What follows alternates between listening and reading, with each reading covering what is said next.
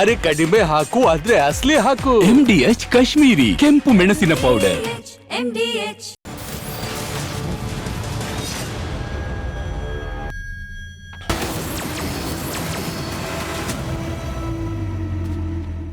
ಭಾಳ ಮುಖ್ಯವಾಗಿ ಇವತ್ತು 3 ಸ್ಟೋರಿ. ಒಂದು ವಕ್ಫ್ಗೆ ಸಂಬಂಧಪಟ್ಟ ಹಾಗೆ, ಇದರ ಬಗ್ಗೆ ಅಭಿಷೇಕ್ ಹೆಚ್ಚಿನ ಮಾಹಿತಿಯನ್ನು ಕೊಡ್ತಾರೆ. ನಿನ್ನೆ ಅಹೋರಾತ್ರಿ ತನಕ ಅಲ್ಲಿ ಸದನದಲ್ಲಿ ಅಂದರೆ ಲೋಕಸಭೆಯಲ್ಲಿ ಆ ಬಿಲ್ ಮಂಡನೆಗಾಗಿ ಸಾಕಷ್ಟು ಮಾತುಗಳೆಲ್ಲ ಆಯಿತು.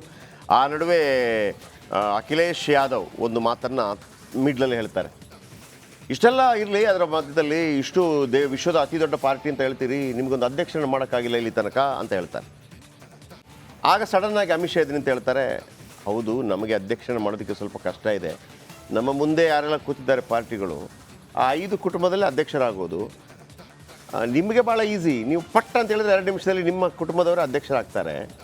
ನೀವು ನೋಡಿ 25 ವರ್ಷ ಅಧ್ಯಕ್ಷರಾಗಿರ್ತೀರಿ, ನಮ್ಮದು ಹಾಗಲ್ಲ, 12-13 ಕೋಟಿ ಜನರನ್ನು ಕೇಳಿ ಸ್ವಲ್ಪ ಲೇಟ್ ಆಗುತ್ತೆ ಅಂತ ಭಾಳ ಹಾಸ್ಯ ಚಟಾಕಿ ಆರಿಸಿದ್ರು. ಅದಕ್ಕೆ ಅವರು ಕೂಡ ಇಬ್ಬರು ಕೂಡ ಅದನ್ನು ಭಾಳ ಪಾಸಿಟಿವ್ ಆಗಿ ತೊಗೊಂಡ್ರು.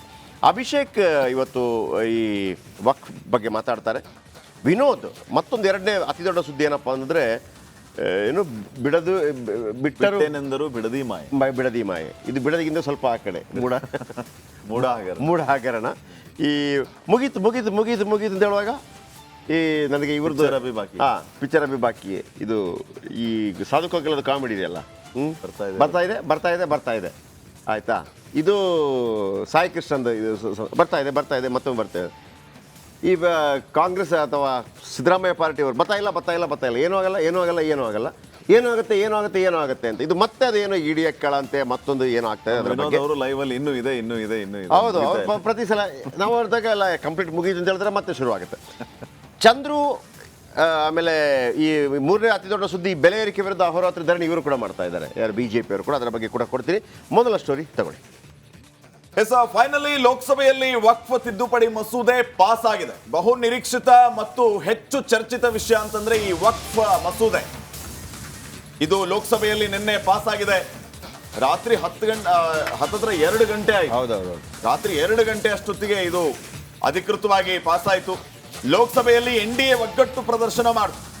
ಐತಿಹಾಸಿಕ ಮಸೂದೆ ತಿದ್ದುಪಡಿಗೆ ದೊಡ್ಡ ಗೆಲುವು ಸಿಕ್ಕಂತಾಯಿತು NDAಗೆ. ವಕ್ಫ್ ತಿದ್ದುಪಡಿ ಮಸೂದೆ ಪರ ಬರೋಬ್ಬರಿ 288 ಮತಗಳ ಚಲಾವಣೆ ಆಯಿತು. ಮಸೂದೆಯ ವಿರುದ್ಧ 232 ಮತಗಳ ಚಲಾವಣೆ ಆಯಿತು. ಇನ್ನ ಈಗಿರೋದು ರಾಜ್ಯಸಭೆಯಲ್ಲಿ ಮಸೂದೆ ಮಂಡನೆಯಾಗುತ್ತೆ.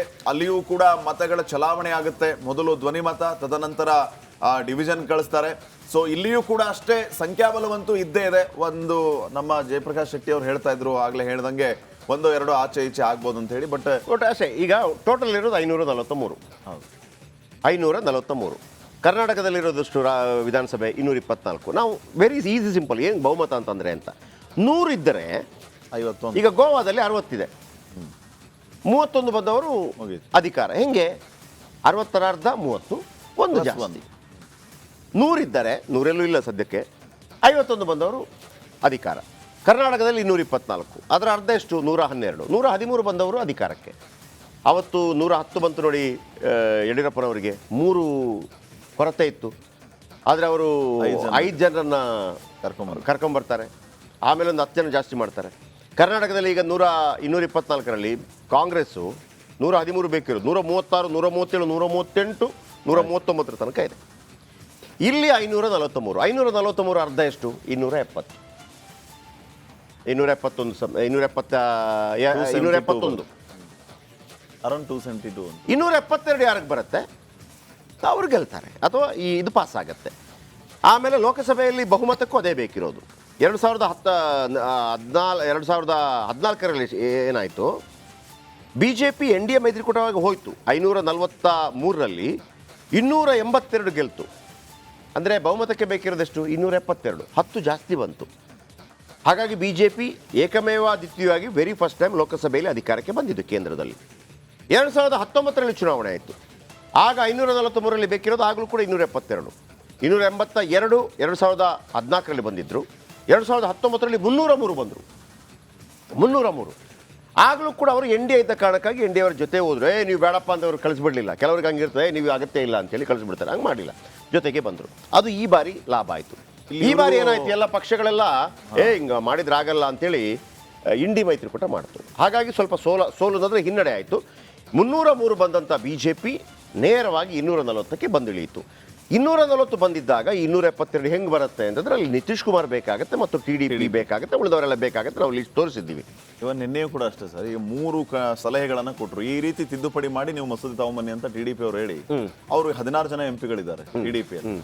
ಇವನ್ ಮಾಡಿದ್ದು ಶಿವಸೇನಾ 3 ಅಂದ್ರೆ DC-ಗೆ ಅಧಿಕಾರವನ್ನು ಕೊಡಬೇಕು. ಆಮೇಲೆ ಬಹಳ ವರ್ಷಗಳಿಂದ ಒಂದು ಧಾರ್ಮಿಕ ಸಂಸ್ಥೆಯ ಅಡಿಯಲ್ಲಿ ಆ ಜಮೀನಿತ್ತು ಅಂತಂದ್ರೆ ಅವರು ಅದನ್ನ ಉಪಭೋಗ ಮಾಡ್ತಾ ಇದ್ರು ಅಂತಂದ್ರೆ, ದಾಖಲೆಗಳು ಇರ್ಲಿಲ್ಲ ಅಂತಂದ್ರು ನೀವು ಅವ್ರಿಗೇನೆ ಕೊಟ್ಟು ಬಿಡಿ, ನಮ್ದೇನು ತಕರಾರಿಲ್ಲ ಅಂತ ಅವರು. ಅಂದ್ರೆ ಮೂರನೇ ವ್ಯಕ್ತಿ ತಕರಾರು ಇಲ್ಲದೆ ಇದ್ರೆ, ಈಗ ಒಂದು ಜಾಗ ಇದೆ, ನಾನೀಗ ವಕ್ಫ್ನ ಒಂದು ಜಾಗ ಇದೆ, ಅದು ಸಾಧಾರಣವಾಗಿ 200 ಹಲವಾರು ವರ್ಷಗಳಿಂದ ಮಾಡ್ಕೊಂಡು ಬರ್ತಾ ಇದ್ದೀನಿ. ನನ್ನ ಹತ್ರ ಅದರ ದಾಖಲೆ ಇಲ್ಲ, ಹಾಗಂತ ಅದು ನನ್ನದು ಅಂತ ಬೇರೆಯವ್ರದ್ದು ತಕರಾರು ಇಲ್ಲ, ಅಂತದನ್ನು ಕೊಟ್ಬಿಡಿ ಅಂತ. ಆ ಥರ ಅಲ್ವಾ ನೀವು ಹೇಳ್ತಿರೋದು? ಇಲ್ಲಿ ತಕರಾರು ಎಕ್ಸಾಂಪಲ್ ಒಂದು ಜಾಗ ಇದೆ, 70 ವರ್ಷದಿಂದ ಒಬ್ಬ ಯಾವ್ದೋ ಒಂದು ಕಮಿಟಿ ಅವರು, ಮುಸ್ಲಿಂ ಸಮುದಾಯಕ್ಕೆ ಸೇರಿದಂತ ಕಮಿಟಿ ಅವರು ಅದರ ಉಪಯೋಗ ಮಾಡ್ತಿದ್ದಾರೆ. ಆದ್ರೆ 70 ವರ್ಷದ ಹಿಂದಿನ ಅವ್ರ ಹತ್ರ ದಾಖಲೆನೇ ಇಲ್ಲ, ಅಥವಾ 70 ವರ್ಷದಿಂದ ನಾವೇದನ್ ಮಾಡ್ತೀವಿ ಅನ್ನೋದಕ್ಕೆ ಪ್ರೂಫ್ ಇಲ್ಲ. ಬಟ್ ಎಲ್ಲರೂ ಅಲ್ಲಿ ಇರೋರು ನೋಡಿದಾರೆ, ಹೌದು 70 ವರ್ಷದಿಂದ ಅದೇ ಸಂಸ್ಥೆಯಲ್ಲಿದೆ ಅಂತಂದ್ರೆ ವಕ್ಫ್ಗೆ ಬಿಟ್ಟು ಕೊಟ್ಬಿಡಿ ಅದನ್ನ ಅಂತ ಅವ್ರು TDP ಅವ್ರು ಹೇಳ್ತಾರೆ. ಎಕ್ಸಾಕ್ಟ್ಲಿ ಅದನ್ನೇ ಹೇಳ್ತಿರೋದು. ಈಗ ಇಲ್ಲಿ ಇದು ಒಂದು ಪ್ರಾಬ್ಲಮ್ಗೂ ಕಾರಣವಾಯಿತು ಅಂತ ಹೇಳ್ತೀನಿ. ಈ ಹಿಂದೆ ಹೇಗೆ, ಈಗ ನೀವೇನು ಹೇಳಿದ್ರಿ, ಅಲ್ಲಿ ಮುಸ್ಲಿಮರು ಮಾಡ್ತಾ ಇದ್ರು ಅಥವಾ ಯಾರೋ ಒಂದು ಮಾಡ್ತಾ ಇದ್ರು, 70 ವರ್ಷದ ಹಿಂದೆ ಮಾಡ್ತಾ ಇದ್ರು, ಅವ್ರಿಗೆ ಬಿಟ್ಕೊಡಿ, ಅವ್ರು ಮಾಡ್ತಾ ಇದ್ರು ನೋಡಿ. ಈಗ ರಾಜಣ್ಣ, ಶೀನಣ್ಣ, ಯಾಕೂಬು ಮತ್ತೊಬ್ಬ 100 ವರ್ಷಗಳಿಂದ ಇದು ಮಾಡ್ತಾ ಇದ್ದಾನೇನು, ಕೃಷಿ ಮಾಡ್ತಾ ಇದ್ದಾನೆ, ಒಂದು ಜಾಗದಲ್ಲಿ ಕೃಷಿ ಮಾಡ್ತಾ ಇದ್ದಾನೆ. ಅವನ ಬಳಿನೂ ದಾಖಲೆ ಇಲ್ಲ, ದಾಖಲೆ ಇಲ್ಲ. ಆರ್ಟಿಕಲ್ 40 ಇದೆಯಲ್ಲ, ಒಂದು ಅವಕಾಶ ಕೊಟ್ಟಿದ್ದಾರಲ್ಲ 1995 ಆ ಆರ್ಟಿಕಲ್ 40 ಪ್ರಕಾರ ಈ ವಕ್ಫ್ ಬೋರ್ಡ್ ಆ ಜಾಗವನ್ನು ಅದು ನನ್ನ ಜಾಗ ಅಂತ ಹೇಳಿದಾಗ ಅಲ್ಲಿ ಏನಾಗತ್ತೆ, ನಾನು ಡಾಕ್ಯುಮೆಂಟ್ ತೋರಿಸ್ಬೇಕು ಅಂತಿಲ್ಲ, ಅವನು ಡಾಕ್ಯುಮೆಂಟ್ ತೋರಿಸ್ಬೇಕಾಗ ಸತ್ತವ, ಅವನ ಹತ್ರ ಇಲ್ಲ ಡಾಕ್ಯುಮೆಂಟ್, ಇಲ್ಲಿ ಇದ್ದದ್ದೇನು ಅವನು ತೋರಿಸ್ಬೇಕು ಡಾಕ್ಯುಮೆಂಟ್ ಇದು ನಂದು ಅಂತೇಳಿ. ನೀವು ಹೇಳಿದ್ರಲ್ಲ ಈಗ TDP ಹೇಳ್ದಂಗೆ, ಅವನ ಹತ್ರ ಇಲ್ಲ, 70-80 ವರ್ಷ ಆಯ್ತು ಇಲ್ಲ, ಬಟ್ ಯಾರು ಅದನ್ನು ಕೇರ್ ಮಾಡ್ತಾ ಇಲ್ಲ, ಓಕೆ ಅವನದೇ ಮಾಡ್ಕೊಂಡು ಹೋಗ್ತಾ ಇದ್ದಾನೆ ಅಂತೇಳಿ. ಆಗ ಅವನು ಸತ್ತ. ಯಾಕಂತಂದರೆ ಇವ್ರಿಗೆ ನಿನ್ನ ಹತ್ರ ಇಲ್ಲೋ ಡಾಕ್ಯುಮೆಂಟ್ ನನಗೆ ಕೊಡು, ಅದು ಪ್ರಾಬ್ಲಮ್ ಆಗಿದೆ ಇಲ್ಲಿ ತನಕ. ಅದು ಈಗ ಬದಲಾವಣೆ ಆಗುತ್ತೆ ಅಂತೇಳಿ ಅಷ್ಟು ಸುಲಭದಲ್ಲಿ ಅದು ಅರ್ಥ ಆಗಲ್ಲ. ನೀವು ಒಂದು ವಿಶೇಷವಾದಂಥ ರಿಪೋರ್ಟ್ ನಿಮ್ಮ ಮುಂದೆ ಇಡ್ತಾ ಇದ್ದೀವಿ.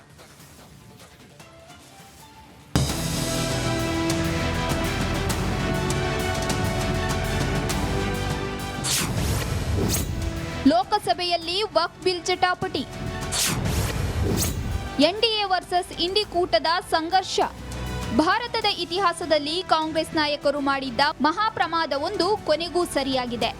ಕಂಡವರ ಮನೆ, ರೈತರ ಜಮೀನು, ಪುರಾತನ ದೇಗುಲಗಳು, ಇಡೀ ಗ್ರಾಮಗಳೇ ತನ್ನದು ಅಂತಿದ್ದ ವಕ್ಫ್ ಬೋರ್ಡ್ಗೆ ಕೊನೆಗೂ ಮೂಗುದಾರ ಬಿದ್ದಿದೆ. ಲೋಕಸಭಾ ಕಲಾಪದ ಸಂಘರ್ಷದ ಮಧ್ಯೆಯೂ ಬಹುಸಂಖ್ಯಾತರಿಗೆ ಕಂಟಕವಾಗಿದ್ದ ವಕ್ಫ್ ಮಸೂದೆ ಪಾಸ್ ಆಗಿದೆ. ವಕ್ಫ್ ಬಿಲ್ ಮಂಡಿಸಿದ Kiran Rijiju. Honorable Speaker, sir, I rise to move the motion for consideration of the Waqf Amendment Bill 2025 and Mussalman Waqf Repeal Bill 2024. ಕರಾಳ ಬೋರ್ಡಿಗೆ ಚಂದದ ಹೆಸರು. ವಕ್ಫ್ ಅಲ್ಲ ಇನ್ಮುಂದೆ ಉಮೀದ್ ಆ್ಯಕ್ಟ್. ನರೇಂದ್ರ ಮೋದಿ ಸರ್ಕಾರ ಕೇವಲ ವಕ್ಫ್ ಬೋರ್ಡ್ ಆರ್ಭಟಕ್ಕೆ ಮೂಗುದಾರ ಹಾಕಿಲ್ಲ, ಅದರ ಬದಲಿಗೆ ವಕ್ಫ್ ಅನ್ನೇ ನಾಮಾವಶೇಷ ಮಾಡಿದೆ. ಹೌದು, ವಕ್ಫ್ ಬದಲು ಉಮೀದ್ ಅಂತ ಕರೆಯುತ್ತೇವೆ ಎಂದು ಅಲ್ಪಸಂಖ್ಯಾತ ವ್ಯವಹಾರಗಳ ಸಚಿವ ಕಿರಣ್ ರಿಜಿಜು ಘೋಷಿಸಿದ್ದಾರೆ. सबके मन में उम्मीद जागेगा, उम्मीद इसलिए जागेगा कि एक नए सवेरा आने वाला है, इसलिए नए एक्ट का नाम भी उम्मीद हो गया है. तो उम्मीद क्यों हुआ है सर? ಕಂಡ ಭೂಮಿ ವಕ್ಫ್ನದ್ದು ಎನ್ನುವಂತಿಲ್ಲ. सबसे ड्रैकोनियन प्रोविजन इस एक्ट में था तो सेक्शन 40 था. सेक्शन 40 के तहत वक्फ बोर्ड, आप लोग बार बार कहते हैं ना ऐसा नहीं है, ऐसा ही है. सेक्शन 40 में किसी भी जमीन को आप वक्फ प्रॉपर्टी डिक्लेयर कर देता था, वो प्रॉपर्टी को हमने हटा दिया है. ಸರ್ಕಾರಿ ಭೂಮಿ ವಕ್ಫ್ಗೆ ಕೊಟ್ಟಿದ್ದು ಕಾಂಗ್ರೆಸ್. 5 मार्च 2014 को उस समय के यूपीए सरकार ने 123 प्राइम प्रॉपर्टीज को जो housing and urban development ministry के तहत आता है, उसको आपने दिल्ली वक्फ बोर्ड को ट्रांसफर कर दिया. क्या जरूरत था? ಕೊಡ್ತಿತ್ತು. अगर आज हम ये संशोधन लेके नहीं आते तो जिस सदन में हम बैठे हैं, ये पार्लियामेंट बिल्डिंग, इसको भी क्लेम किया जा रहा था, एयरपोर्ट, बसंत विहार। और अगर नरेंद्र मोदी जी का सरकार नहीं आते, अगर यूपीए का सरकार कंटिन्यू रहता, तो क्या क्या बिल्डिंग को डी नोटिफाई किया जाना था। ಮೋದಿ ಸರ್ಕಾರ ಕರಾಳ ವಕ್ಫ್ ಬೋರ್ಡ್ ವಿರುದ್ಧ ಸರ್ಜಿಕಲ್ ಸ್ಟ್ರೈಕ್ ನಡೆಸಿದೆ. ಮುಂದಿನ ದಿನಗಳಲ್ಲಿ ವಕ್ಫ್ನಿಂದ ಆಗುತ್ತಿದ್ದ ಅವಾಂತರಕ್ಕೆ ಬ್ರೇಕ್ ಬಿದ್ದಿದೆ. News desk, republic Kannada. ಇನ್ನು ಬಹಳ ಮುಖ್ಯವಾಗಿ ಕರ್ನಾಟಕದ ವಿಚಾರವನ್ನು ಕೂಡ ಅಲ್ಲಿ ಪ್ರಸ್ತಾಪ ಮಾಡುವಂತಹ ಕೆಲಸ ಆಯಿತು. ಮುಖ್ಯವಾಗಿ ಅಮಿತ್ ಶಾ ಅವರು ಕರ್ನಾಟಕದಲ್ಲಿ ವಕ್ಫ್ ಯಾವ ರೀತಿ ರೈತರ ಜಮೀನನ್ನ ಲೂಟಿ ಹೊಡಿತಾ ಇದೆ, ಅಲ್ಲಿನ ಸರ್ಕಾರ ಇದಕ್ಕೆ ಯಾವ ರೀತಿ ಕುಮ್ಮಕ್ಕು ಕೊಡ್ತಾ ಇದೆ ಅಂತ ನೇರವಾಗಿ ಮಾತಾಡಿದರು. ತೇಜಸ್ವಿ ಸೂರ್ಯ ಅವರು ಕೂಡ ಈ ಬಗ್ಗೆ ಮಾತಾಡಿದರು. ವಿಜಯಪುರ ಜಿಲ್ಲೆ ಒಂದರಲ್ಲೇ ರಾತ್ರೋರಾತ್ರಿ 15,000ಕ್ಕೂ ಹೆಚ್ಚು ಎಕರೆ ವಕ್ಫ್ ಹೇಗೆ ಹೋಗುತ್ತೆ ಅಂತಂದ್ರೆ ಅಲ್ಲಿನ ರೈತರು ಹೇಗೆ ಜೀವನ ಮಾಡಬೇಕು ಅಂದ್ರೆ ಅದುವೇ ನೋಡಿ, ಅದಕ್ಕೆ ಅದು ಡಾಕ್ಯುಮೆಂಟ್ ಇಲ್ಲ ಅಂದ್ರೆ ಡಾಕ್ಯುಮೆಂಟ್ ಮಾಡ್ಕೊಂಡ್ಬಿಡ್ಬೇಕು ಅಂತೇಳಿ. ಈಗ ಇವರಿಗೆಲ್ಲ ಗೊತ್ತಾಯ್ತು ಆರಂಭದಲ್ಲಿ ಹಿಂಗಾಗತ್ತೆ ಅಂತೇಳಿ. ಈಗ ಮುಸ್ಲಿಮರಿಗೆ ಸೇರಿರುವಂಥ, ಈಗ TDP ಹೇಳಿದ್ದು ಕರೆಕ್ಟು, ನಿಮ್ಮದೇ ಜಾಗನ ಡಾಕ್ಯುಮೆಂಟ್ ಇಲ್ಲ ಅಂದ್ರೂ ಪರವಾಗಿಲ್ಲ, ಇಟ್ಕೊಳ್ಳಿ, ತೊಂದರೆ ಇಲ್ಲ. ಮುಸ್ಲಿಮರೇನು ಅನ್ಯರಲ್ಲ, ಈ ಭಾರತ ದೇಶದಲ್ಲಿ ಹುಟ್ಟಿದ ಪ್ರತಿಯೊಬ್ಬರು ಕೂಡ ಈ ಭಾರತ ಪ್ರಜೆ, ತಪ್ಪೇನಿಲ್ಲ ಅಂತ, ಅದು ಕರೆಕ್ಟ್ ಇದೆ. ಅದು 70-80 ವರ್ಷದಿಂದ ಮಾಡ್ಕೊಂಡ್ಬಂದ್ರೆ ಈಗ ಬಂದ್ಬಿಟ್ಟು ಅದು ಅನ್ಯಾಯ ಅದು ಅಂತೇಳಿ. ಯಾವಾಗ 1995 ಈ ಬಾಬರಿ ಮಸೀದಿ ಮತ್ತು ರಾಮ ಜನ್ಮಭೂಮಿ ವಿವಾದದಿಂದ ಕಾಂಗ್ರೆಸ್ಗೆ ಏನೋ ಮುಸ್ಲಿಮರು ದೂರ ಆಗಿಬಿಡ್ತಾರೆ ಅನ್ನೋಂಥ ಭಯ ಕಾರಣಕ್ಕಾಗಿ 1995 ಆರ್ಟಿಕಲ್ 41 ತಂದುಬಿಟ್ರು. ಯಾವುದೆಲ್ಲ ಇಷ್ಟ ಆಗುತ್ತೆ ಹೇಳ್ಬಿಡು ಅಂತ, ಇದನ್ನೊಂದು ಅಂತ. ಕೋರ್ಟ್ಗೆ ಹೋಗೋಂಗಿಲ್ಲ, ಏನು ಹೋಗೋಂಗಿಲ್ಲ ಅಂತೇಳಿ ನೀವೇ ಡಿಸೈಡ್ ಮಾಡಿ ಅಂತ, ಅದು ಪ್ರಾಬ್ಲಮ್ ಆಗಿದ್ದೀನಿ. ಹಾಗೇನೆ ಎಲ್ಲ ನಮ್ಮ ರಂಜಿತ್ ಶಿರಿಯಾರ್ ಕೂಡ ನಿರಂತರವಾಗಿ ಸುದ್ದಿಯನ್ನು ಮಾಡಿದ್ರು. ಅದಕ್ಕಿಂತ ಮತ್ತೊಂದು ಏನಪ್ಪ ಅಂದರೆ ಅನ್ವರ್ ಮಾನಿಪಾಡಿ ಅವರು ಒಂದು ವರದಿಯನ್ನು ಮಾಡಿಸಿದ್ರು. ಹೌದು, ಎಲ್ಲ ಕಳ್ಳರು ನೋಡ್ರಿ, BJP ಅವರು, ಕಾಂಗ್ರೆಸ್ ಅವರು ಯಾರು ಅದನ್ನು ಟೇಬಲ್ ಮಾಡಲಿಕ್ಕೆ ಹೋಗಲೇ ಇಲ್ಲ. ಕಾಂಗ್ರೆಸ್ ಅವರ ಹೆಸರು ತುಂಬ ಇತ್ತು ಅಂತ ಹೇಳಿದಾಗ BJP ಅವರು ಅದನ್ನು ಮಾಡಬೇಕಲ್ಲ, ಅವ್ರು ಮಾಡೋಕ್ಕೆ ಹೋಗಲಿಲ್ಲ. ಅಂದರೆ ನಾನು ಹೇಳಿದ್ದು, ನೀವೊಂದು ಪಾರ್ಟಿ, ನಾನೊಂದು ಪಾರ್ಟಿ ಇಟ್ಕೊಳ್ಳಿ, ಆಯಿತಾ? ನಾವು ಸೈದ್ಧಾಂತಿಕವಾಗಿ ವಿರೋಧ, ಒಳಗೆ ಬಿಸ್ನೆಸ್ ಇರುತ್ತೆ, ಇದು ಬಹಿರಂಗ ಆಗಿಬಿಡುತ್ತೆ ನೋಡಿ. ಅಮಿತ್ ಶಾ ಅದನ್ನು ಎತ್ಕೊಂಡ್ಬಿಟ್ರು. ಆಮೇಲೆ ಈ ನಾವು ತೋರಿಸಂಥ ಈ ವಿಚಾರವನ್ನು ಕೂಡ ಭಾಳ ಮುಖ್ಯವಾಗಿ ತಗೊಂಡ್ರು. ಮುಂದುವರಿಸಿ ಪ್ಲೀಸ್. ಅಂದರೆ ಈಗ ನಾವು ವಿಜಯಪುರದ ವಿಚಾರನ ಯಾಕೆ ಎತ್ಕೊಂಡ್ವಿ ಅಂತಂದರೆ, ಈಗ ಒಂದು ಜಮೀನಿದೆ, ಆ ಜಮೀನ ಉತ್ತಾರವನ್ನು ತೆಗೆಸ್ಕೊಳ್ಳೋದು, ಪಹಣಿ ಪತ್ರ ಅಂತ ಏನು ಕರಿತೀವಿ. ನಮ್ಮ ತಾತ ಮುತ್ತಾತಂದ್ರು ನೂರಾರು ವರ್ಷಗಳಿಂದ ಆ ಜಮೀನನ್ನು ಉಪಭೋಗ ಮಾಡ್ತಾ ಬಂದಿರ್ತಾರೆ. ನೀವು ಆ ಋಣ ಅಂತ ಒಂದು ಕಾಲಮ್ ಇರುತ್ತೆ, ಆ ಕಾಲಮಲ್ಲಿ ವಕ್ಫ್ ಮಂಡಳಿಗೆ ಸೇರಿದ್ದು ಅಂತ ಬಂದ್ಬಿಟ್ರೆ ರಾತ್ರೋರಾತ್ರಿ ಅದನ್ನು ತೆಗಿಸ್ಬೇಕು ಅಂತಂದ್ರೆ ಎಷ್ಟು ಕಷ್ಟ. ಅದಕ್ಕೋಸ್ಕರನೇ ದಿನ ಬೆಳಗಾದರೂ ಪ್ರತಿಭಟನೆ ಮಾಡಿದ್ದು ರೈತರು, ಇದನ್ನೇ ಪ್ರಶ್ನೆ ಮಾಡಿದ್ದು. ಸೊ ಈ ರೀತಿ 15,000 ಎಕರೆ ವಿಜಯಪುರ ಒಂದರಲ್ಲೇ ಈ ರೀತಿ ಆಗಿದೆ ಅಂತ ಹೇಳಿ, ಸೊ ರಾಜ್ಯದಾದ್ಯಂತ ಈ ರೀತಿ ಆಗಿದೆ ಅನ್ನೋಂಥ ವಿಚಾರವನ್ನೇ ಅಮಿತ್ ಶಾ ಅವರು ಕೂಡ ಪ್ರಸ್ತಾಪ ಮಾಡಿದರು. ವಕ್ಫ್ ಮಂಡಳಿ ಯಾವ ರೀತಿ ಕೆಲಸ ಮಾಡ್ತಾ ಇದೆ, ಇದು ನಮ್ಮ ವಿರೋಧಕ್ಕೆ ಕಾರಣ ಆಗಿದೆ ಅಂತ ಹೇಳಿದ್ದವರು. ವಕ್ಫ್ನಲ್ಲಿ ಈ ರೀತಿ ಆಗ್ತಾ ಇದೆ, ಇದು ಬೇಡ ಅಂತ ನಾವು ಹೇಳ್ತಾ ಇರೋದು, ಇದನ್ನ ಸೂಕ್ಷ್ಮವಾಗಿ ಅರ್ಥ ಮಾಡ್ಕೊಳ್ಳಿ ಅಂತ ಅಮಿತ್ ಶಾ ಮತ್ತು ತೇಜಸ್ವಿ ಸೂರ್ಯ ನಿನ್ನೆ ಕರ್ನಾಟಕದ ವಿಚಾರವನ್ನ ಪ್ರಸ್ತಾಪ ಮಾಡಿದ್ರು. ಈ ಬಗ್ಗೆ ಒಂದು ವರದಿ ಇದೆ, ನೋಡ್ಕೊಂಬರೋಣ.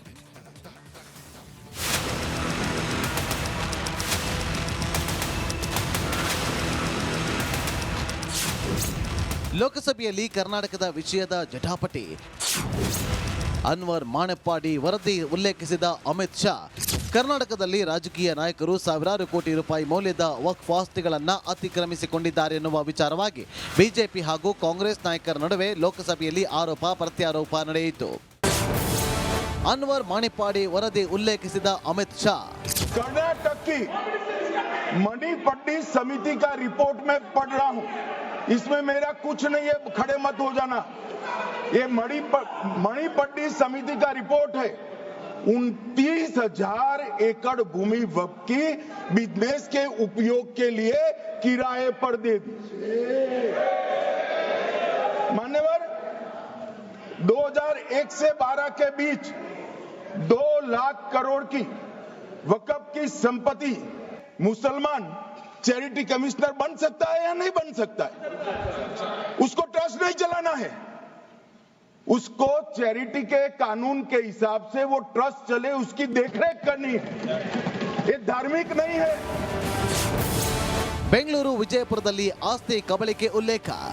विजयपुर कर्नाटक के होनवाड़ गांव की 1500 एकड़ भूमि पर दावा कर उसको विवाद में डाला और 500 करोड़ की संपत्ति जिस भूमि का मूल्य है वहां 5 स्टार होटल को महीने 12,000 रुपए के किराए से देगी।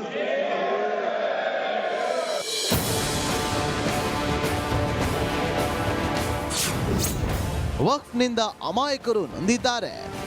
मैं कर्नाटका से आता हूं और लिंगायत वीरशैव परंपरा के सबसे महत्वपूर्ण जो वहां के मठ है अनुभव मंडप बसवण्णा के, उसके ऊपर वक्फ बोर्ड ने क्लेम लगा दिए हैं।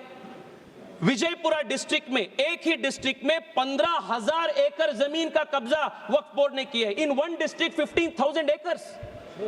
सर किसानों के जमीन, सर आप सोचिए, जिस जमीन पे आप हजारों साल से आपके पिताजी, आपके बुजुर्ग लोग वहां खेती किए हैं, वहां उनका देहांत हुए हैं, वहां जहां सब कुछ आपके परिवार का है, उसी जमीन पे आपको वक्फ बोर्ड ने रातों रात एनक्रोचर डिक्लेयर कर दिया है। ವಕ್ಫ್ ತಿದ್ದುಪಡಿಗೆ ವಿರೋಧ ವ್ಯಕ್ತಪಡಿಸಿದವರಿಗೆ ಕರ್ನಾಟಕವನ್ನ ಪ್ರಸ್ತಾಪಿಸಿ ಕೇಂದ್ರ ಸಚಿವ ಅಮಿತ್ ಶಾ, ಬೆಂಗಳೂರು ದಕ್ಷಿಣ ಲೋಕಸಭಾ ಸಂಸದ ತೇಜಸ್ವಿ ಸೂರ್ಯ ತಿರುಗೇಟು ನೀಡಿದ್ದಾರೆ. News desk, republic Kannada.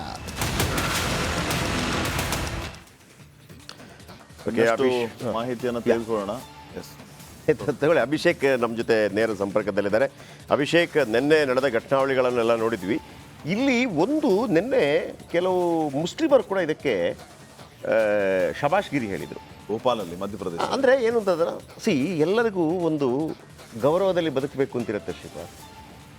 ನಾನು ಹೇಳಿದ್ನಲ್ವ, ಪಾಪ ಮುಸ್ಲಿಮರು ಇದನ್ನು ಕೇಳಿರಲಿಲ್ಲ. ಇವರ 1995 ಮತ್ತು 2014ರಲ್ಲಿ ನಗರಾಭಿವೃದ್ಧಿ ಇಲಾಖೆಗೆ ಸೇರಿದ 123 ಆಸ್ತಿಗಳನ್ನು ಸುಮ್ಮನೆ ಬರ್ಕೊಟ್ಬಿಟ್ರು ವಕ್ಫ್ಗೆ. ಅಂದರೆ ಕೇವಲ ವೋಟ್ ಬ್ಯಾಂಕ್ಗಾಗಿ ಅಂತ ತುಷ್ಟೀಕರಣದ ಅವ್ರು ಕೇಳಲೇ ಇಲ್ಲ. ಇದು ಹೆಂಗೆ ಅಂತಂದರೆ ಪಾಪ ಮುಸ್ಲಿಮರು ಇರ್ತಾರೆ ಅಂತ ಇಟ್ಕೊಳ್ಳಿ, ಒಂದು ಮುಸ್ಲಿಮರ ಒಕ್ಕೂಟ ಇರುತ್ತೆ, ಒಂದು ಸಮೂಹ ಇರುತ್ತೆ ಅಂತ ಇಟ್ಕೊಳ್ಳಿ. ಯಾವುದೋ ಕದ್ದ ಮಾಲನ್ನು, ಚಿನ್ನವನ್ನು ತಂದು ಅವರ ಮುಂದೆ ಇಟ್ಬಿಟ್ಟು ಹೋಗ್ಬಿಡೋದು, ನೀವು ತಗೊಳ್ಳಿ ಅಂತ ಅಂದ್ಬಿಟ್ಟು. ಹಂಗಾಗ್ಬಿಡ್ತೋದು. 123 ಇನ್ಕ್ಲೂಡಿಂಗ್ ಸಂಸತ್ ಜಾಗ ನಿಮಗೆ ಅಂತ ಅಂದ್ಬಿಟ್ಟು.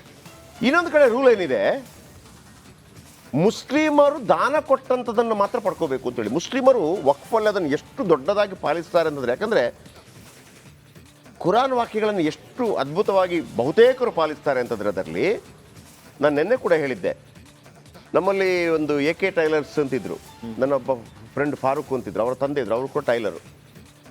ಅವರು ಭಾಳ ಅದ್ಭುತ ಬುರ್ಕಾ ಎಲ್ಲ ಹೊಲಿಯೋ ಟೈಲರ್ ಅಲ್ಲಿ ನಮ್ಮ ಊರಿನ ಬೊಂಬೆ ಬಜಾರ್ ಆ ಭಾಗದಲ್ಲಿ. ಅವರು ಬ್ಯಾಂಕಲ್ಲಿ ದುಡ್ಡು ಇಡ್ತಾಯಿದ್ರು. ಆ ದುಡ್ಡಿಟ್ಟು ತಿಂಗಳಿಗೊಮ್ಮೆನೋ ವರ್ಷಕ್ಕೊಮ್ಮೆನೋ ಬಂದು ಆ ದುಡ್ಡನ್ನು ನೋಡ್ತಾ ಇದ್ರು ಎಷ್ಟಾಗಿದೆ ಅಂತೇಳಿ. ಅವರು ಅದಕ್ಕೆ ಬಡ್ಡಿ ಬರ್ತಾ ಇತ್ತಲ್ಲ, ಆ ಬಡ್ಡಿ ದುಡ್ಡನ್ನು ತಗೋತಾ ಇರಲಿಲ್ಲ. ಅಂದರೆ ಅಷ್ಟು ಅದು ಹರಾಮ್ ಅನ್ನೋಂಥ ಕಾರಣಕ್ಕಾಗಿ. ಇಲ್ಲೂ ಕೂಡ ವಕ್ಫಲ್ಲಿ ನೀವು ದಾನ ಕೊಟ್ಟ ಜಾಗವನ್ನು ಮಾರಾಟ ಮಾಡಿ ಯಾರಿಗೂ ಅದನ್ನು ಯೂಸ್ ಮಾಡೋಂಗಿಲ್ಲ. ದಾನ ಮಾಡಿದ್ದನ್ನು ಮಾರಾಟ ಮಾಡೋಂಗಿಲ್ಲ, ಹಂಗೆ ಅದು ಹರಾಮ್ ಅಂತ. ಸೊ ಹಾಗಾಗಿ ಹಂಗಿಟ್ಟಿದ್ರು.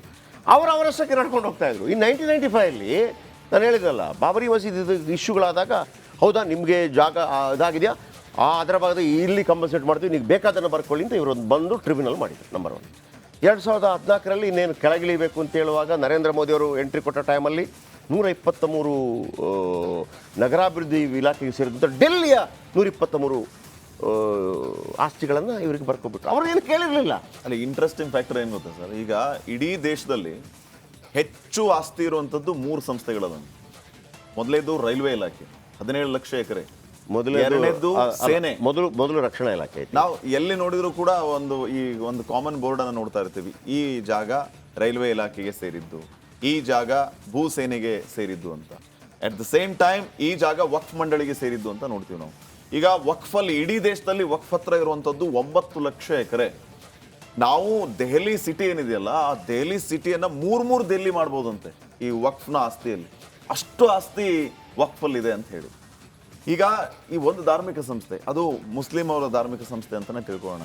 100 ವರ್ಷದಿಂದ ಅವರು ಅಲ್ಲಿದ್ದಾರೆ, ಅವರು ಅದನ್ನ ಉಪಭೋಗ ಮಾಡ್ತಿದ್ದಾರೆ ಅಂತಂದ್ರೆ ಅದಕ್ಕೆ ಯಾವುದೇ ರೀತಿಯ ತಕರಾರಿಲ್ಲ.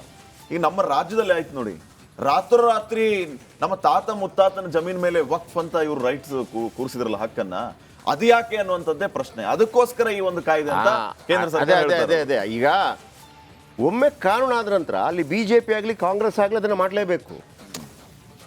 ಈಗ ಕಾಂಗ್ರೆಸ್ ಅವ್ರು ಏನು ಹೇಳ್ತಾ ಇದ್ರು, BJP ನಿಮ್ಮ ಕಾಲಾವಧಿಯಲ್ಲಿ ಆಗಲಿಲ್ವಾ? ಕಾನೂನು ಮಾಡಿದ್ಯಾರು ನೀವು 1995 ಹೌದು, ನೀವೇ ಕಾನೂನು ಮಾಡಿದ್ದು. ಒಂದು ಕಾಲದಲ್ಲಿ ಶ್ರೀಗಂಧವನ್ನು ತಗೊಂಡೋದ್ರೆ ಆತ ಕಳ್ಳ ಅಲ್ವಾ? ಶ್ರೀಗಂಧ ಬೆಳೆದ್ರೆ ಕಳ್ಳ, ಶ್ರೀಗಂಧ ಬೆಳೆಯೋಂಗೆ ಇಲ್ಲ. ಇವತ್ತು ಹಂಗಲ್ಲ, ರೂಲ್ಸ್ಗಳು ಚೇಂಜ್ ಆಗ್ತಾ ಇರ್ತದೆ.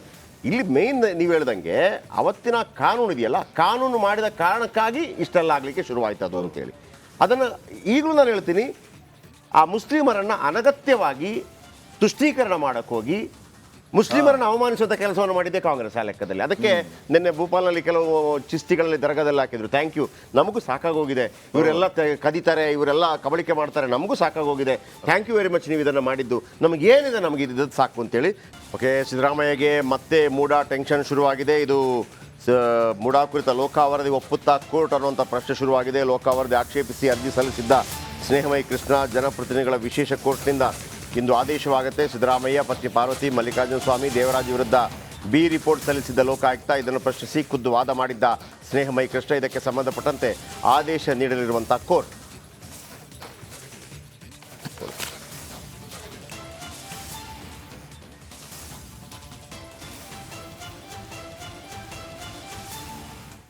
ಇನ್ನು ಮೂಡಾ ಕೇಸ್ನಲ್ಲಿ ಇದು ನೋಡಿ, ಇದು ಮುಗಿತಾನೇ ಇಲ್ಲ. ಮೂಡಾದು ಒಮ್ಮೆ ಮುಗೀತು ಅಂತ ಹೇಳುವಾಗ ಮತ್ತೆ ಶುರುವಾಗುತ್ತೆ. ಈಗ ಮೂಡಾ ಕೇಸ್ನಲ್ಲಿ CM ಸಿದ್ದರಾಮಯ್ಯಗೆ ಮತ್ತೆ ಸಂಕಷ್ಟ ಶುರುವಾಗಿದೆಯಂತೆ. ಅಹಿಂದ ರಾಮಯ್ಯಗೆ ಇಡಿ ಇದೀಗ ಶಾಕ್ ಕೊಟ್ಟಿದೆ.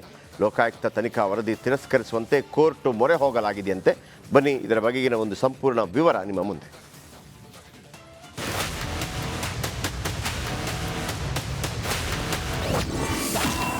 ಸಿಎಂ ಸಿದ್ದರಾಮಯ್ಯಗೆ ಮತ್ತೆ ಮೂಡಾ ಮಂಡಬಿಸಿ. ಲೋಕಾ ವರದಿ ತಿರಸ್ಕರಿಸಲು ಇಡಿಯಿಂದ ಅರ್ಜಿ. ಮೂಡಾ ಬಹುಕೋಟಿ ಹಗರಣ ಕೇಸ್ನಿಂದ ಪಾರಾಗಿದ್ದ ಸಿಎಂ ಸಿದ್ದರಾಮಯ್ಯಗೆ ಮತ್ತೆ ಕಾನೂನು ಸಂಕಷ್ಟ ಶುರುವಾಗಿದೆ. ಲೋಕಾಯುಕ್ತ ತನಿಖೆ ನಡೆಸಿ ಸಿದ್ದು ಕುಟುಂಬ ಪಾತ್ರ ಇಲ್ಲ ಅಂತ ಈಗಾಗಲೇ ಬಿ ರಿಪೋರ್ಟ್ ಸಲ್ಲಿಕೆ ಮಾಡಿದೆ. ಇದೀಗ ಲೋಕಾ ಪೊಲೀಸರ ತನಿಖಾ ವರದಿ ತಿರಸ್ಕರಿಸುವಂತೆ ಜನಪ್ರತಿನಿಧಿಗಳ ವಿಶೇಷ ನ್ಯಾಯಾಲಯಕ್ಕೆ ಇಡಿ ಅರ್ಜಿ ಸಲ್ಲಿಸಿದೆ. ಜಾರಿ ನಿರ್ದೇಶನಾಲಯ ಸಿಎಂ ಸಿದ್ದರಾಮಯ್ಯ ಮತ್ತು ಅವರ ಕುಟುಂಬದ ವಿರುದ್ಧ ಸಾಕಷ್ಟು ಸಾಕ್ಷ್ಯಾಧಾರಗಳಿವೆ, ಲೋಕಾಯುಕ್ತ ವರದಿಯಲ್ಲಿ ಅವರ ತಪ್ಪಿಲ್ಲ ಎಂದು ಹೇಳಿರುವುದು ಸರಿಯಲ್ಲ ಅಂತ ಒಟ್ಟು 8 ಪುಟಗಳ ತಕರಾರು ಅರ್ಜಿಯನ್ನ ಸಲ್ಲಿಕೆ ಮಾಡಿದೆ. ಸಿದ್ದರಾಮಯ್ಯ ದೇವರಾಜುಗೂ ಇಡಿ ಇಕ್ಕಳ. ಇನ್ನು ಹೈಕೋರ್ಟ್ನ ವಿಭಾಗೀಯ ಪೀಠ ಸಚಿವ ಭೈರತಿ ಸುರೇಶ್ ಹಾಗೂ ಸಿಎಂ ಪತ್ನಿ ಪಾರ್ವತಿ ವಿರುದ್ಧ ಇಡಿ ತನಿಖೆಗೆ ಬ್ರೇಕ್ ನೀಡಿದೆ. ಪ್ರಕರಣದ ಉಳಿದ ಆರೋಪಿಗಳಾದ ಸಿಎಂ ಸಿದ್ದರಾಮಯ್ಯ, 4ನೇ ಆರೋಪಿ ದೇವರಾಜು ವಿಚಾರಣೆಗೆ ಇಡಿ ಕರೆಯುವ ಸಾಧ್ಯತೆ ಇದೆ. ಮೂಡಾ ಮಾಜಿ ಆಯುಕ್ತ ನಟೇಶ್ಗೆ ಬಿಗ್ ರಿಲೀಫ್. ಇನ್ನು ಮೂಡಾ ಬಹುಕೋಟಿ ಹಗರಣದ ಕಿಂಗ್ ಪಿನ್ ಎನ್ನಲಾದ ಮೂಡಾ ಮಾಜಿ ಆಯುಕ್ತ ನಟೇಶ್ಗೆ ಹೈಕೋರ್ಟ್ನ ವಿಭಾಗೀಯ ಪೀಠ ಬಿಗ್ ರಿಲೀಫ್ ನೀಡಿದೆ. ಇಡಿ ನಟೇಶ್ಗೆ ನೀಡಿದ್ದ ಸಮನ್ಸ್ ರದ್ದು ಮಾಡಿದೆ. ಮೂಡಾ ಸಂಕಷ್ಟದಿಂದ ರಿಲೀಫ್ ಆಗಿದ್ದ ಸಿಎಂ ಸಿದ್ದರಾಮಯ್ಯಗೆ ಮತ್ತೆ ಕಾನೂನು ಕಂಟಕ ಶುರುವಾಗಿದ್ದು ಟಗರುಗೆ ನಿದ್ದೆಗೆಡಿಸಿದಂತಾಗಿದೆ. Bureau report, Republic Kannada. Okay, once again Vinod ನಮ್ಮ ಮೈಸೂರು ಪ್ರತಿನಿಧಿ ನಮ್ಮೊಂದಿಗೆ ನೇರ ಸಂಪರ್ಕದಲ್ಲಿದೆ. ವಿನೋದ್, ಏನಿದು ಮತ್ತೆ ಇದನ್ನು ಸ್ವಲ್ಪ ಸರಳವಾಗಿ ಹೇಳ್ಬೋದಾ? ಈಗ ಎಲ್ಲ ಮುಗೀತಲ್ವಾ, ಎಲ್ಲ ಮುಗೀತು ಅಂತಿತ್ತಲ್ವಾ, ಈಗ ಮತ್ತೆ ಇಡಿ ಅಂತೇಳು ಏನು ಸ್ನೇಹಮಯಿ ಕೃಷ್ಣ ಏನು, ಆಮೇಲೆ ನಾನಿನ್ನು ಹೋಗೋದಿಲ್ಲ ಅಂತ ಸ್ನೇಹಮಯಿ ಕೃಷ್ಣ ಹೇಳಿದ್ರು ಒಮ್ಮೆ, ಮತ್ತೆ ಇದೇನು ಸ್ವಲ್ಪ ಸರಳವಾಗಿ ಜನರಿಗೆ ಹೇಳಿ. ನಾನು ಆ ಲೋಕಾಯುಕ್ತ ರಿಪೋರ್ಟ್ ಚಾಲೆಂಜ್ ಮಾಡಿದ್ರು ಕೇಳಿ. ಜಯಪ್ರಕಾಶ್, ಈಗಾಗಲೇ ಸಿಎಂ ಅವರ ಪ್ರಭಾವದ ಬಗ್ಗೆ ಲೋಕಾಯುಕ್ತರು ಒಂದು ವರದಿಯನ್ನು ಕೊಟ್ಟಿದ್ರು. ಆ ಒಂದು ವರದಿಯಲ್ಲಿ 4 ಆರೋಪಿಗಳಿದ್ರು. ಸಿಎಂ ಪತ್ನಿ, ಸಿಎಂ ಅವರ ಭಾವೈದ ಒಂದು ಭೂಮಿಯ ಮಾಲೀಕ, ಅವರ ಪಾತ್ರ ಇಲ್ಲ ಅಂತೇಳಿ ಒಂದು ಕ್ಲೀನ್ ಚೀಟ್ ಅನ್ನು ಕೊಟ್ಟಿದ್ರು. ಇದಕ್ಕೆ ತಕರಾರು ಸಲ್ಲಿಸೋದಿದ್ರೆ ಒಂದು ಅರ್ಜಿಯನ್ನು ಸಲ್ಲಿಸಬಹುದು ಅಂತೇಳಿ ಲೋಕಾಯುಕ್ತರು ಕೂಡ ಒಂದು ಅವಕಾಶ ಕೊಟ್ಟಿದ್ರು.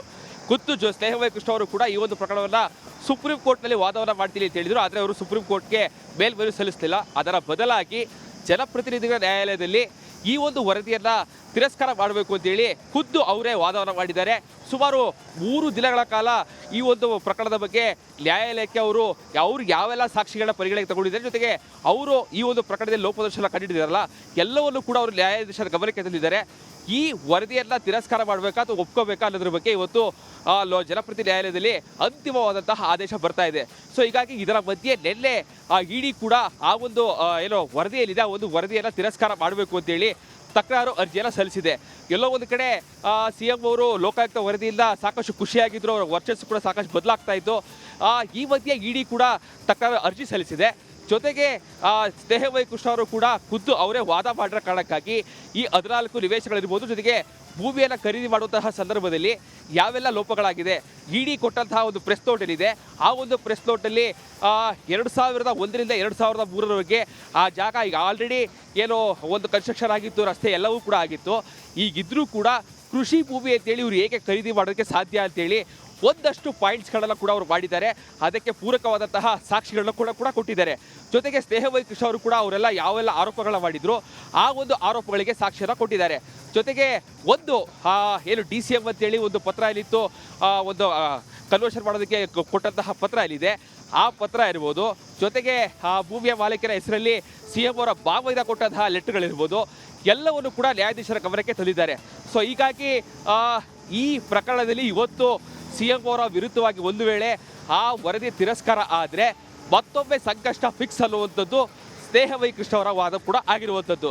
ಸೊ ಹೀಗಾಗಿ ಕೋರ್ಟ್ ಇವತ್ತು ಯಾವ ತೀರ್ಮಾನ ತೆಗೆದುಕೊಳ್ಳುತ್ತೆ ಅದರ ಮೇಲೆ CM ಅವರಿಗೆ ರಿಲ್ಯಾಕ್ಸ್ ಆಗುತ್ತಾ ಅಥವಾ ಮತ್ತೆ ಸಂಕಷ್ಟ ತಂದುಡ್ಡುತ್ತಾ ಅನ್ನುವಂಥದ್ದು ಪ್ರಶ್ನೆ ಈಗ ಉದ್ಭವ ಆಗಿರುವಂಥದ್ದು. ಇದರ ಮಧ್ಯೆ ಇಡಿ ಕೂಡ ಸಾಕಷ್ಟು ದೊಡ್ಡ ಮಟ್ಟದ ತನಿಖೆಯನ್ನು ನಡೆಸ್ತಾ ಇದೆ. ಇದಕ್ಕೆ ಕೋರ್ಟ್ನಲ್ಲಿ ಬರುವಂತಹ ಕೆಲವೊಂದು ಆದೇಶಗಳು ಅವರ ತನಿಖೆಗೆ ತೊಡಕಾಗ್ತಾ ಇತ್ತು. ಸೊ ಹೀಗಾಗಿ ಇಡಿ ಕೂಡ ಮೇಲ್ಮನವಿಯನ್ನು ಸಲ್ಲಿಸಿರುವಂಥದ್ದು ನಮ್ಮ ತನಿಖೆಗೆ ಏನು ಕೋರ್ಟಿಂದ ಬರ್ತಾ ಇರುವಂತಹ ಆದೇಶಗಳು ಸಾಕಷ್ಟು ತಡೆ ಆಗ್ತಾ ಇದೆ. ಸೊ ಹೀಗಾಗಿ ತನಿಖೆಯನ್ನು ಮಾಡೋದಕ್ಕೆ ನಮಗೆ ಅವಕಾಶ ಕೊಡಬೇಕು ಅಂತೇಳಿ ಒಂದು ಅರ್ಜಿಯನ್ನು ಸಲ್ಲಿಸಿದ್ದಾರೆ.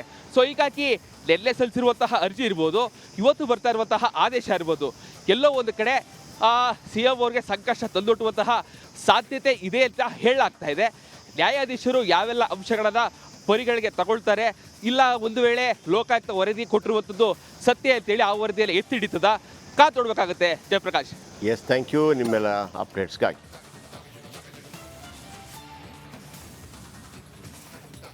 ಇನ್ನು ಬಿಜೆಪಿ ಶಾಸಕ ಹರೀಶ್ ಪೂಂಜಾ ವಿವಾದದ ಕಿಡಿ. ಪೂಂಜಾ ವಿರುದ್ಧ ಕಾಂಗ್ರೆಸ್ ನಾಯಕರು ನಿಗಿನಿಗಿ. ಪೂಂಜಾ ಹೇಳಿಕೆಗೆ ನೋ ಕಾಮೆಂಟ್ಸ್ ಎಂದ UT ಖಾದರ್. ಧರ್ಮದ ಮೇಲೆ ಯಾರು ಮಾತಾಡಬಾರದು. ಶಾಸಕ ಆರ್ ವಿ ದೇಶಪಾಂಡೆ ಕೆಂಡಾಮಂಡಲ. ಮುಸಲ್ಮಾನರು ಸ್ಪೀಕರ್ ಆಗಬಾರ್ದ. ಶಾಸಕ ಕೊತ್ತೂರು ಮಂಜುನಾಥ್ ಕಿಡಿ. ಯಾಕೆಂತಂದರೆ ಮೊನ್ನೆ ಬೆಳ್ತಂಗಡಿ ಶಾಸಕ ಹರೀಶ್ ಪೂಂಜಾ ಅವರು UT ಖಾದರ್ ಅವರ ವಿರುದ್ಧ ಒಂದು ಧರ್ಮೀಯ ಕಾಮೆಂಟ್ ಮಾಡಿದರು. ಅಂದರೆ 18 ಶಾಸಕರನ್ನು ಅಮಾನತು ಮಾಡಿದ ವಿಚಾರಕ್ಕೆ ಸಂಬಂಧಪಟ್ಟ ಹಾಗೆ ಅವರು ಸ್ಪೀಕರ್ ಆಗಿರ್ಬೋದು, ಆದರೆ ಒಳಗಡೆ ಅವರಿಗೆ ಉಳಿದವರೆಲ್ಲ ಕಾಫರ್ರು ಅನ್ನುವಂಥ ಭಾವನೆ ಇದೆ ಅಂತೇಳಿ ಒಂದು ವಿವಾದಾತ್ಮಕ ಕಿಡಿ ಹೊತ್ತಿಸಿದ್ರು.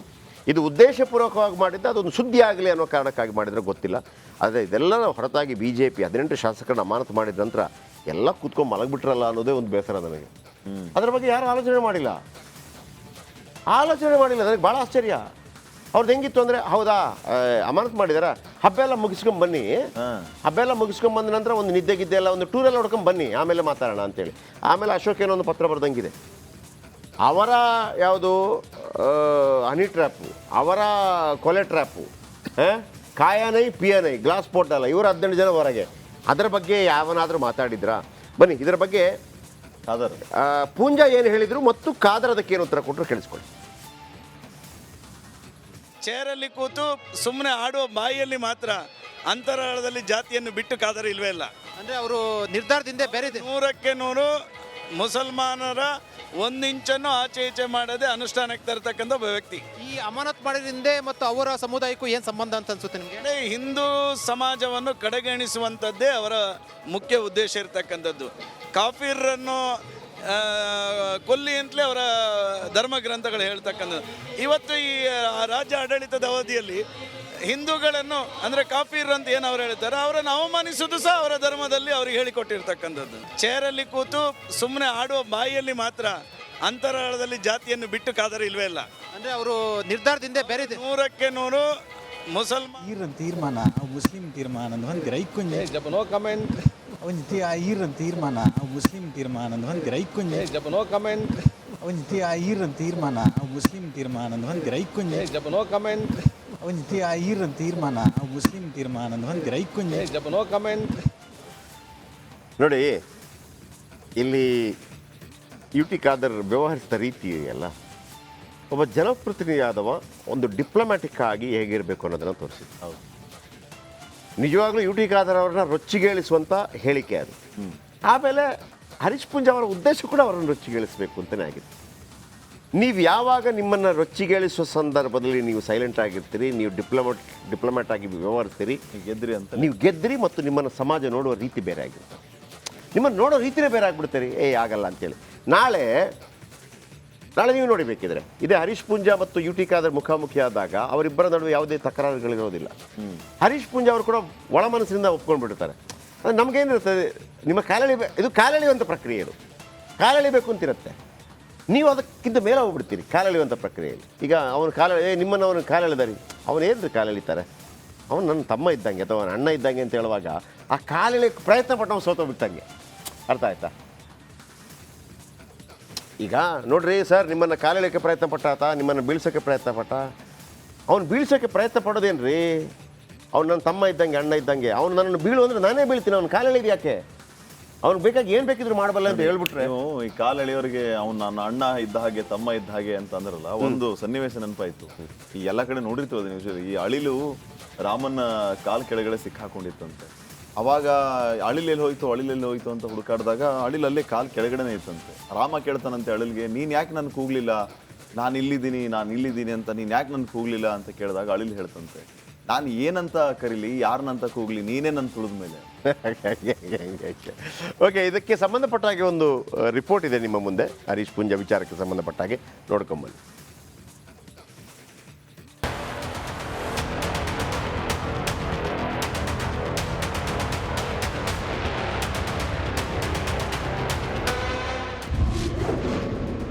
ಸ್ಪೀಕರ್ ಖಾದರ್ ವಿರುದ್ಧ ಪೂಂಜಾ ವಿವಾದದ ಮಾತು. ಬಿಜೆಪಿ ಶಾಸಕ ಪೂಂಜಾ ವಿರುದ್ಧ ಕಾಂಗ್ರೆಸ್ ನಿಗಿನಿಗಿ. ಸ್ಪೀಕರ್ ಯುಟಿ ಖಾದರ್ ವಿರುದ್ಧ ಬಿಜೆಪಿ ಶಾಸಕ ಹರೀಶ್ ಪೂಂಜಾ ದ್ವೇಷ ಕಾರಿದ್ದಾರೆ. ಮುಸ್ಲಿಂ ಸಮುದಾಯಕ್ಕೆ ಸರ್ಕಾರದ ಕಾಮಗಾರಿಗಳಲ್ಲಿ 4% ಮೀಸಲಾತಿ ನೀಡಿದ್ದಕ್ಕೆ ವಿಪಕ್ಷ ಬಿಜೆಪಿ ದ್ವೇಷ ಕಾರಿತ್ತು. ಸದನದಲ್ಲಿ ಬಿಲ್ ಕಾಪಿ ಹರಿದು ಹಾಕಿ ಸ್ಪೀಕರ್ ಪೀಠಕ್ಕೆ ಸುತ್ತುವರೆದಿದ್ರು. ಈ ಕಾರಣಕ್ಕಾಗಿ ಸ್ಪೀಕರ್ ಪೀಠಕ್ಕೆ ಅಪಮಾನ ಮಾಡಿದ್ದಾರೆ ಅಂತ 18 ಬಿಜೆಪಿ ಶಾಸಕರನ್ನ ಸಭಾಧ್ಯಕ್ಷ ಯುಟಿ ಖಾದರ್ ಅಮಾನತು ಮಾಡಿದ್ರು.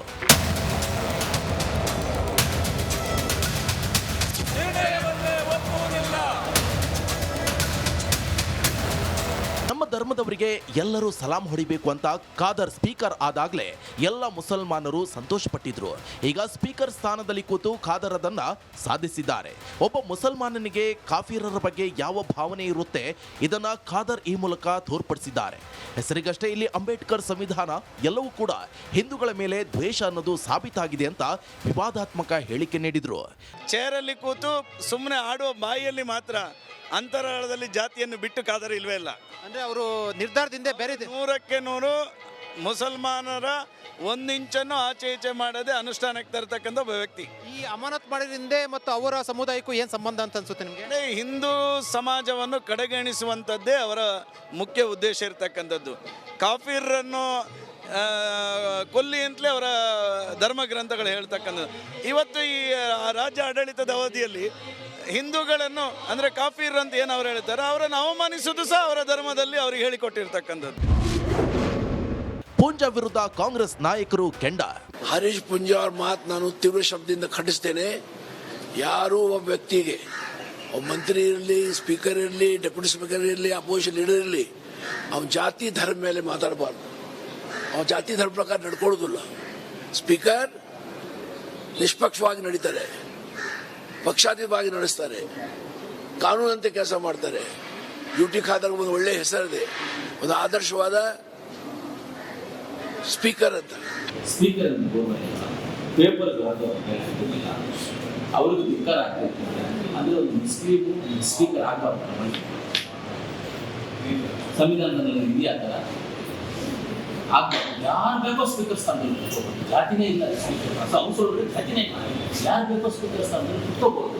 ಅಂದ್ರೆ ಇವ್ರು ಕುತ್ಕೊಂಡಿರೋದಕ್ಕೆ ನೀವೇನಾದ್ರೂ ಗಲಾಟೆ ಮಾಡಿದ್ರೆ ಪರ್ಟಿಕ್ಯುಲರ್ ಆಗಿ ಅದನ್ನೇ ಟಾರ್ಗೆಟ್ ಮಾಡ್ಕೊಂಡು ನೀವು ಮುಸ್ಲಿಂ ಸ್ಪೀಕರ್ ಇದ್ದಾರೆ ಟಾರ್ಗೆಟ್ ಮಾಡಿ ಏನಾದರೂ ಆ ಗಲಾಟೆ.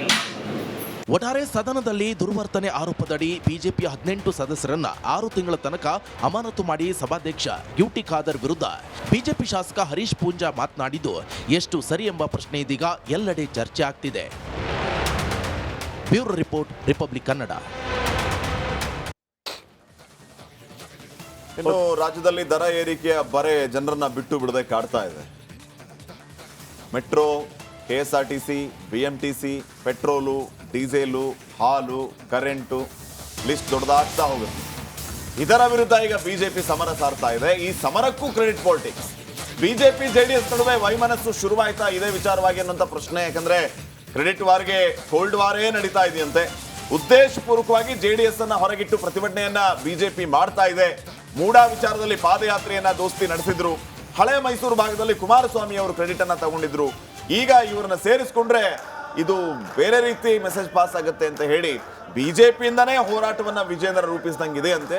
ಹೀಗಾಗಿ ಬಿಜೆಪಿಯವರಷ್ಟೇ ಇಲ್ಲಿ ಪ್ರತಿಭಟನೆಯನ್ನ ನಡೆಸ್ತಾ ಇದ್ದಾರೆ. ಅಹೋರಾತ್ರಿ ಧರಣಿ. ಏನೇ ಕ್ರೆಡಿಟ್ ಬಂದರೂ ಕೂಡ ಅದು ಬಿಜೆಪಿಗೆ ಬರಲಿ ಅನ್ನೋ ಚಿಂತನೆ ಇವರದ್ದು.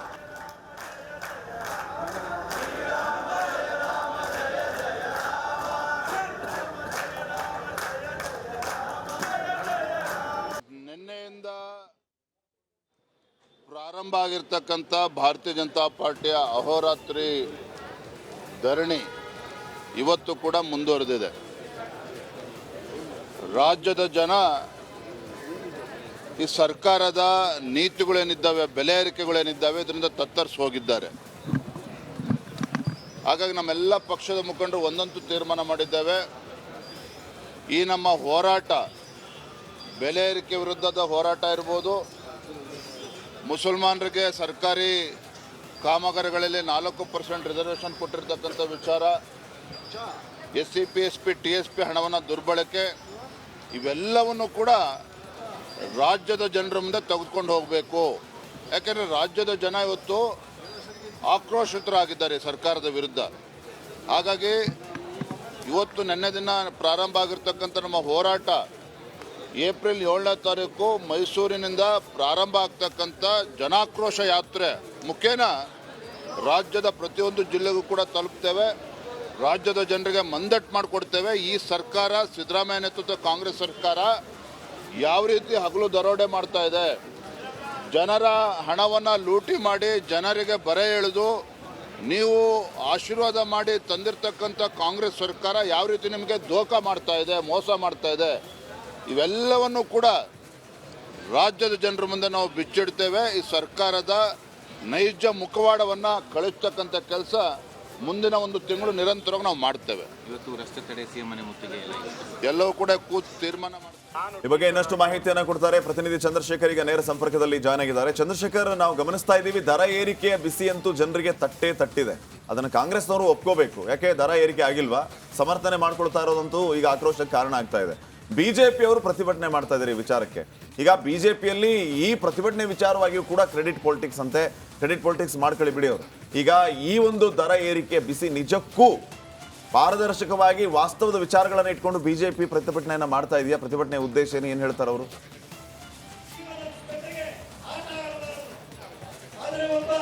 ಶ್ರೀಪದ್ ಪಾಟೀಲ್, ಖಂಡಿತವಾಗ್ಲು ಈಗಾಗಲೇ ಬೆಲೆ ಏರಿಕೆ ವಿರುದ್ಧ ಬಿಜೆಪಿ ಈ ಹಿಂದೆ ಕೂಡ ಪ್ರತಿಭಟನೆಯನ್ನು ಮಾಡಿತ್ತು. ಆದರೆ ಅದು ಕೇವಲ ಸಾಮಾನ್ಯ ಒಂದು ಪ್ರತಿಭಟನೆ ಮಾತ್ರ ಆಗಿತ್ತು. ಆದರೆ ಈಗ ಜನರ ಆಕ್ರೋಶ ಮತ್ತು ನಿರಂತರ ಬೆಲೆ ಏರಿಕೆಯಿಂದಾಗಿ ಸಾರ್ವಜನಿಕರಲ್ಲೂ ಕೂಡ ಬಹಳಷ್ಟು ಆಕ್ರೋಶ ವ್ಯಕ್ತವಾಗ್ತಾ ಇದೆ. ಇದನ್ನು ಗಮನಿಸಿದಂಥ ಈಗ ಬಿಜೆಪಿ ಈಗ ಅಹೋರಾತ್ರಿ ಹೋರಾಟಕ್ಕೆ ಕೂಡ ಕರೆಯನ್ನು ಕೊಟ್ಟಿರ್ತಕ್ಕಂಥದ್ದು ನಾವೀಗಾಗಲೇ ನೋಡ್ಬೋದು.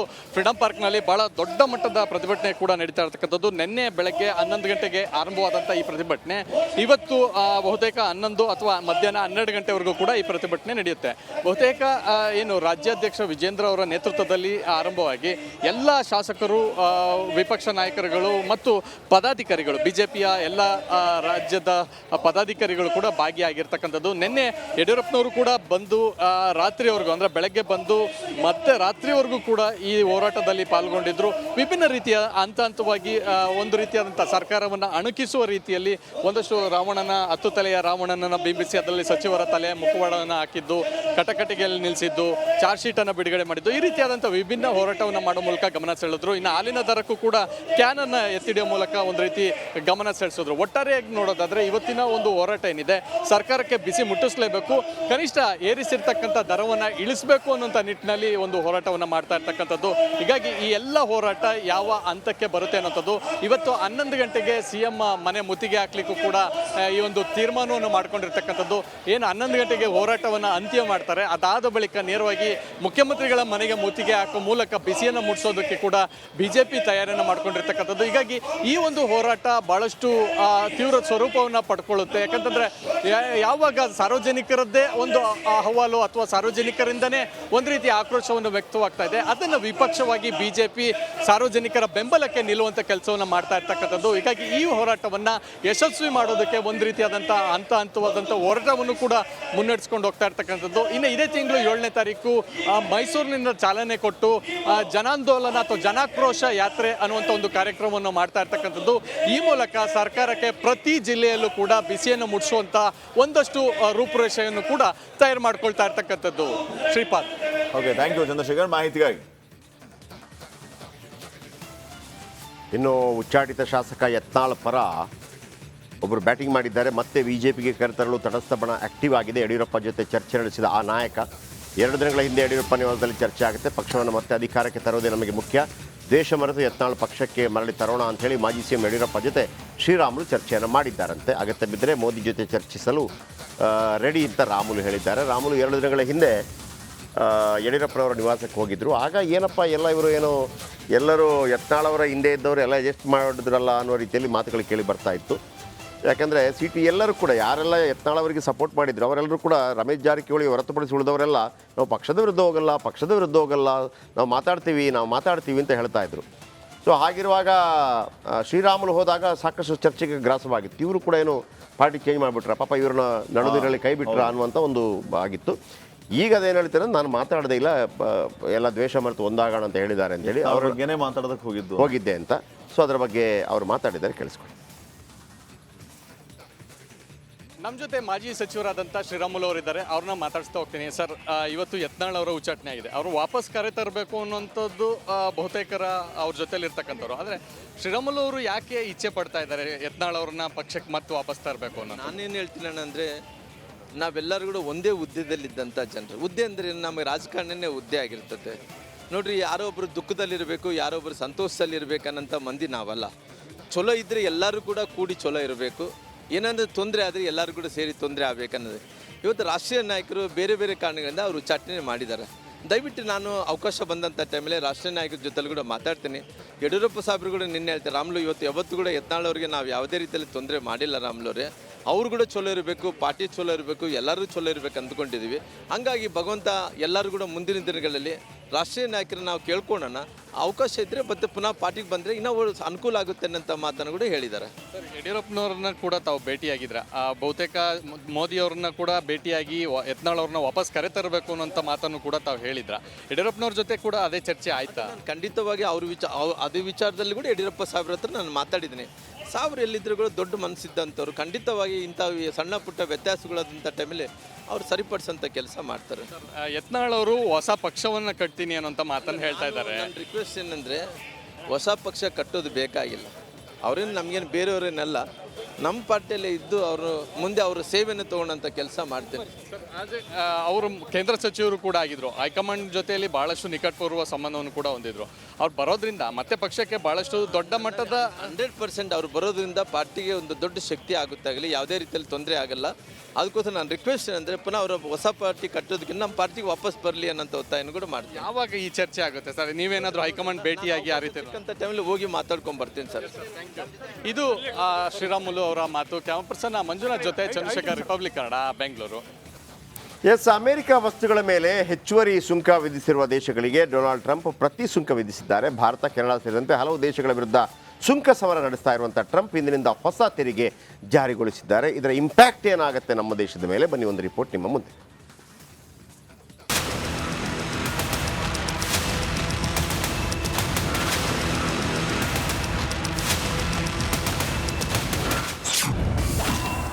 ಭಾರತ ಸೇರಿ ಇತರ ದೇಶಗಳ ಮೇಲೆ ಪ್ರತಿ ಸುಂಕ. ಟ್ರಂಪ್ ಈ ಬಾರಿ ಸೇರಿಸಿದ ಉತ್ಪನ್ನ ಯಾವುದು? ಭಾರತ ಸೇರಿದಂತೆ ಬೇರೆ ದೇಶಗಳು ಅಮೆರಿಕ ಸರಕುಗಳ ಮೇಲೆ ವಿಧಿಸ್ತಾ ಇರುವಂತಹ ಸುಂಕಕ್ಕೆ ಟ್ರಂಪ್ ಪ್ರತಿ ಸುಂಕವನ್ನ ವಿಧಿಸಿದ್ದಾರೆ. ಇಂದಿನಿಂದ ಹೊಸ ತೆರಿಗೆ ಜಾರಿಯಾಗಿದ್ದು ಬೇರೆ ದೇಶಗಳಿಗೆ ಇದು ನುಂಗಲಾರದ ಬಿಸಿ ತುಪ್ಪವಾಗಿದೆ. ಅಮೆರಿಕ ವಿಧಿಸುವ ಸುಂಕದಿಂದಾಗಿ ಇತರೆ ದೇಶಗಳಿಗೆ ಸಮಸ್ಯೆ ಆಗಲಿದೆ. ಏಪ್ರಿಲ್ 2 ಅಮೆರಿಕ ಪಾಲಿಗೆ ವಿಮೋಚನಾ ದಿನವಾಗಿದೆ ಅಂತ ಟ್ರಂಪ್ ಈಗಾಗಲೇ ಹೇಳಿದ್ದಾರೆ. ಅಮೆರಿಕ ಸರಕುಗಳ ಮೇಲೆ ಹೆಚ್ಚುವರಿ ಸುಂಕ ವಿಧಿಸುತ್ತಿರೋ ಹಿನ್ನೆಲೆ ನಮ್ಮ ಹಣವನ್ನು ಅವರು ಲೂಟಿ ಮಾಡ್ತಿದ್ದಾರೆ ಅಂತ ಕಿಡಿಕಾರಿದ್ದಾರೆ. ಹೀಗಾಗಿ ಬೇರೆ ದೇಶಗಳು ಎಷ್ಟು ಸುಂಕ ವಿಧಿಸ್ತಾರೋ ಅಷ್ಟೇ ಸುಂಕವನ್ನ ಟ್ರಂಪ್ ವಿಧಿಸ್ತಾ ಇದ್ದಾರೆ. ಕೃಷಿ ಸರಕುಗಳಿಗೆ ಭಾರತ 100% ಸುಂಕವನ್ನ ವಿಧಿಸ್ತಾ ಇದ್ದು ಅಷ್ಟೇ ತೆರಿಗೆಯನ್ನ ಅಮೆರಿಕ ವಿಧಿಸಲು ಸಜ್ಜಾಗಿದೆ. ಅಮೆರಿಕಕ್ಕೆ ರಫ್ತಾಗುವ ಭಾರತದ ಔಷಧಿಗಳಿಗೆ 11% ಟ್ಯಾಕ್ಸ್ ಅನ್ನ ವಿಧಿಸ್ತಾ ಇದೆ. ರತ್ನಗಳು ಹಾಗೂ ಚಿನ್ನಾಭರಣಕ್ಕೆ 11.5% ತೆರಿಗೆ ಕಲೆಕ್ಟ್ ಮಾಡ್ತಾ ಇದೆ. ಎಲೆಕ್ಟ್ರಿಕ್ ಮಷಿನರಿಗಳ ಮೇಲೆ 15.6% ಟ್ಯಾಕ್ಸ್, ಪರಮಾಣು ರಿಯಾಕ್ಟರ್ನ ಯಂತ್ರೋಪಕರಣಗಳಿಗೆ 8.1%, ಕಬ್ಬಿಣ, ಉಕ್ಕಿನ ವಸ್ತು, ಪರಮಾಣು ರಿಯಾಕ್ಟರ್ಗೆ 16.5% ತೆರಿಗೆಯನ್ನ ವಿಧಿಸಲಾಗಿದೆ. ಡೈರಿ ಉತ್ಪನ್ನಕ್ಕೆ ಯುರೋಪಿಯನ್ ಯೂನಿಯನ್ನಿಂದ 50% ಸುಂಕ ವಿಧಿಸ್ತಾ ಇದೆ. ಅದೇ ಅಮೆರಿಕದ ಅಕ್ಕಿಯ ಮೇಲೆ ಜಪಾನ್ 700ರಷ್ಟು ಸುಂಕವನ್ನ ಪಡಿತಾ ಇದೆ. ಹೆಚ್ಚಿನ ಪ್ರಮಾಣದ ಟ್ಯಾಕ್ಸ್ನಿಂದಾಗಿ ಹಲವರು ಕಂಗಾಲಾಗಿದ್ದಾರೆ. ಈ ಹಿನ್ನೆಲೆ ಹೆಚ್ಚುವರಿ ಪ್ರತಿ ಸುಂಕ ವಿಧಿಸಲಾಗಿದೆ. ಸುಂಕ ಸಮರದಿಂದ ಇತ್ತ ಭಾರತಕ್ಕೆ, ಅತ್ತ ಅಮೆರಿಕಕ್ಕೆ ಕಷ್ಟ ಎದುರಾಗೋ ಸಾಧ್ಯತೆ ಇದೆ. News desk, republic Kannada. ಇದರ ಕೆಂಪು ಬಣ್ಣ ಅದ್ಭುತ, ಖಾರ ಕಡಿಮೆ ಆದರೂ ರುಚಿಕರ. MDH ಕಾಶ್ಮೀರಿ.